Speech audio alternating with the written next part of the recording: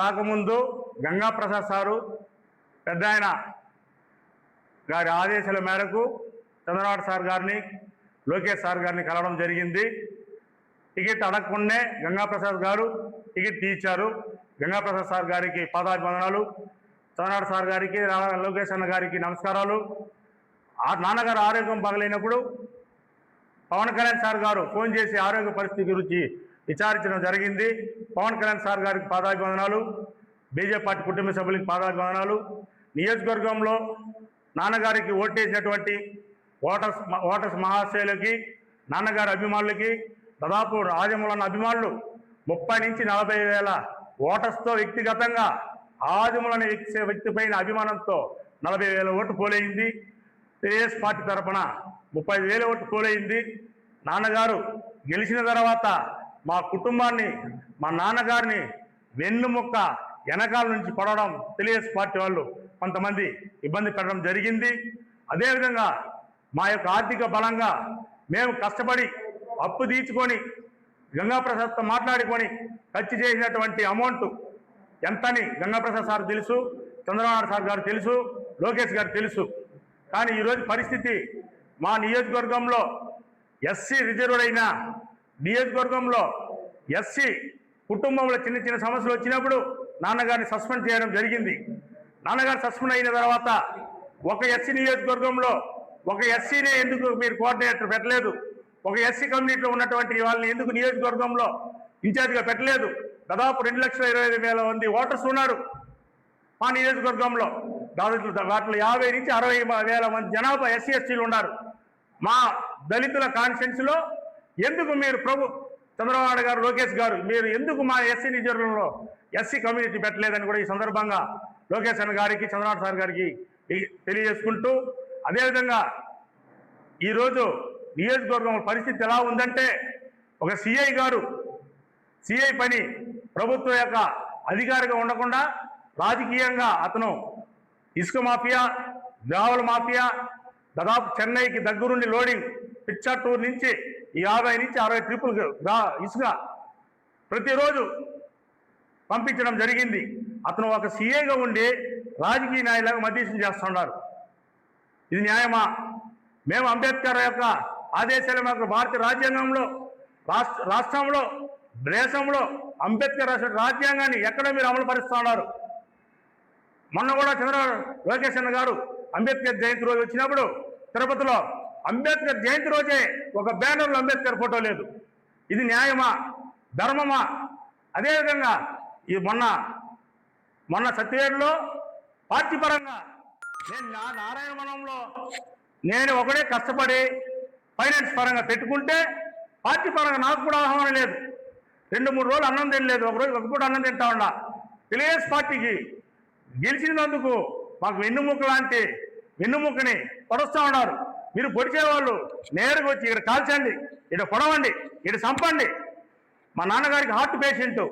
అందువలన నేనేం చెప్తున్నా అంటే, మీరు దోచుకున్నా ఏమైనా చేసుకోండి, మేము పెట్టినటువంటి ఖర్చుల్ని గౌరవంగా వచ్చే గురువారం లోపల గంగాప్రసాద్ దగ్గర చేర్చండి. మేము అప్పు తీసుకొని ఇల్లు అమ్మి మా అందరికీ మాకు ఖర్చు చేసినటువంటి సహాయం చేసినటువంటి అప్పు తీసుకోము. గతంలో 45,000 మెజార్టీతో ఆదిమూలన్న గారు గెలిచారు. అప్పుడు కూడా మేము అప్పులు ఇచ్చినాము. అప్పు ఇచ్చిన వాళ్ళకంతా అప్పు ఇచ్చేసినాము. ఎక్కడ ఎవరికి మోసం చేయము, మా కుటుంబంలో లేదు. ఈరోజు కూడా ఏం చెప్తున్నానంటే, చంద్రబాబు సార్ గారికి, లోకేష్ అన్న గారికి ఒకే ఒక విషయం చెప్తున్నాను. మేము పెట్టిన డబ్బులు ఖర్చులు మాది కాదు, మా అప్పులు. దాన్ని తీసుకొని వచ్చి మీరు ఒక వారం లోపల గంగాప్రసాద్ సార్ దగ్గర మీరు జమ చేస్తే ఎమ్మెల్యే పదవి కూడా రాజీనామా చేస్తామని ఈ సందర్భంగా తెలియజేసుకుంటున్నాను. మా నాన్నగారు వయసు 75 సంవత్సరాలు, హార్ట్ పేషెంట్. మేము ఏ విధంగా సంతోషం లేదు. గెలిచిన దానికి లాభమా నష్టమా? గౌరవం లేనప్పుడు ఈ పదవి ఎందుకు?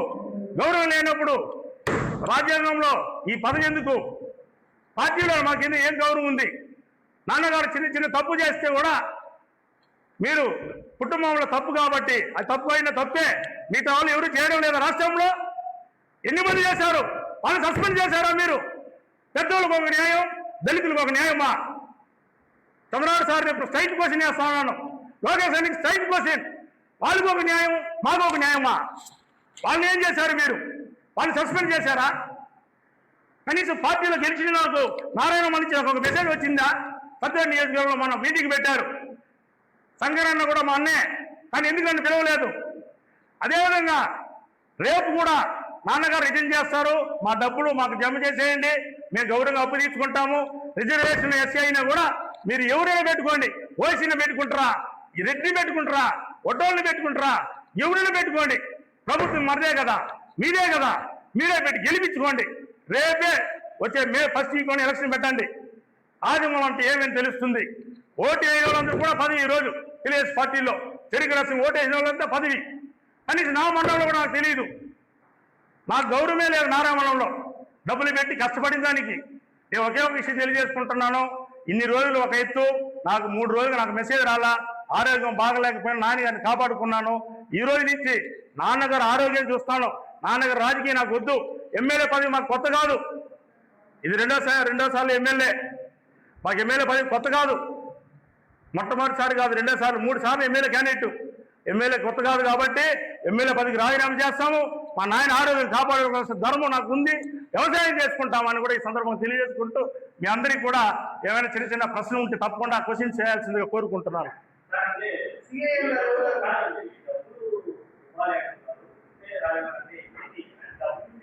డబ్బు అంటే అన్న, తిరుపతి నియోజకవర్గంలో 100 కోట్లు ఖర్చు అయింది. డబ్బు లేకుండా రాజకీయం లేదు భారతదేశంలో. తిరుపతిలో 100 కోట్లు ఖర్చు అయింది. వాస్తవాలు మీరు రాయండి. వైసీపీలు 80 కోట్లు ఖర్చు చేశారు. కోట్ల ప్రభుత్వం 100 కోట్లు ఖర్చు చేసింది. డబ్బు లేకుండా వేసే గ్రామం ఏదైనా ఉందన్నా అంటే అన్నా? భారతదేశంలో డబ్బు లేకుండా ఓటే ఒక పంచాయతీ ఉందా? డబ్బు లేకుండా ఓటే వేసేవాళ్ళు ఒక పంచాయతీ ఉందా? మా నియోజకవర్గంలో మాకు 50% సెలవు ఖర్చు అయ్యి ఉండదా? రాజ్యాంగ ప్రకారం ఎవరున్నా భారతదేశంలో ఏ పంచాయతీ వాళ్ళున్నా అన్నా?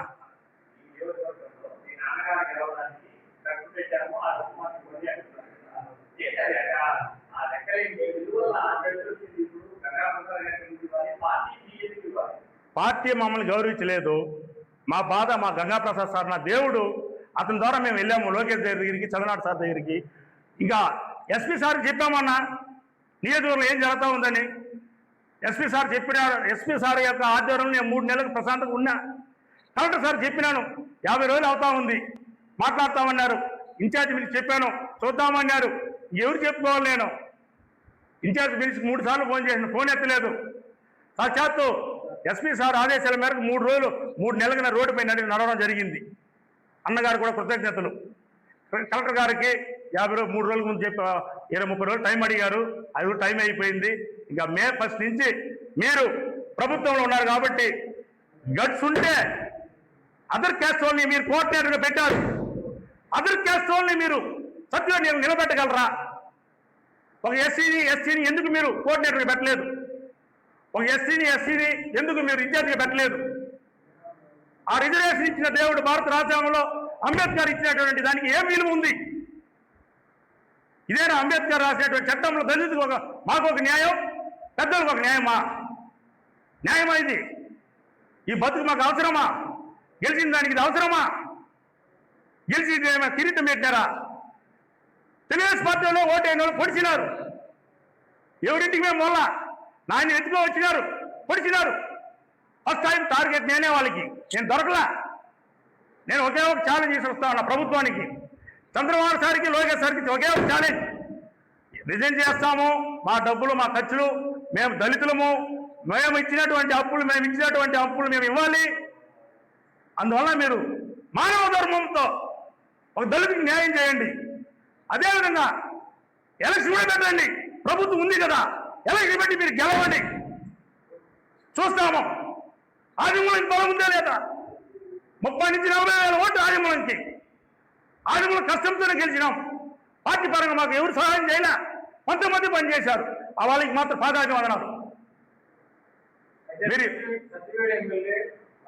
వీడియో బయటపడిన తర్వాతే మీకు అక్కడ నియోజకవర్గంలో విలువ తగ్గిందని చెప్పి, అయితే ఆ వీడియో వెనక టీడీపీ హస్తం ఉందని భావిస్తున్నారా? తెలుగుదేశం పార్టీ వాళ్ళు 100% నానికి టికెట్ రాకూడదన్న వాళ్ళు 100% తెలుగుదేశం పార్టీ వాళ్ళే కుట్ర పన్నారు. నేను లోకేష్ సార్ని కలిసిన తర్వాత అబ్బా కొడుకు ఇద్దరే వచ్చారని చెప్పింది ఆమె. అబ్బా కొడుకులు ఇద్దరు వచ్చినా, పులి వచ్చినా, సింహం వచ్చినా పులి ఆదిమూలం. అతను పెళ్లి చేశారు. గెలిచారా లేదా? గెలిచిన తర్వాత ఏం చేశారు? ఆ మాట్లాడిన ఆమె స్టేట్మెంట్ ఇచ్చింది. అబ్బా కొడుకు ఇద్దరే వచ్చారు లోకేష్ని కలిసేదానికి అన్నారు. మరి అలాంటి నాన్నగారేమో వాళ్ళ ఇంటికి వెళ్ళా, వాళ్ళ ఇంట్లో పోయి పడుకోవాలా. ఆమె పక్కా ప్లాన్తో నాన్నగారిని ఇబ్బంది పెట్టి చేశారు. అసలు ఆమె విత్డ్రా చేసుకునింది, ఆమె కేసు పెట్టింది. దీనికి ఏం చేస్తారు? మరి నేను ఒకే ఒక ప్రశ్న వేస్తా ఉన్నా.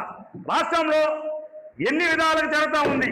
ఆ పెద్దోళ్ళంతా పైన మీరు యాక్షన్ ప్లాన్ చేశారా, తీశారా?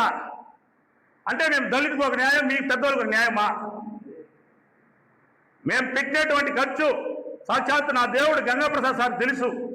ఇల్లు కూడా పెట్టినా, అప్పులు చేసిన అవన్నీ మాకు సహాయం చేయమను, గంగాప్రసాద్ సార్ ద్వారా ఇవ్వమను.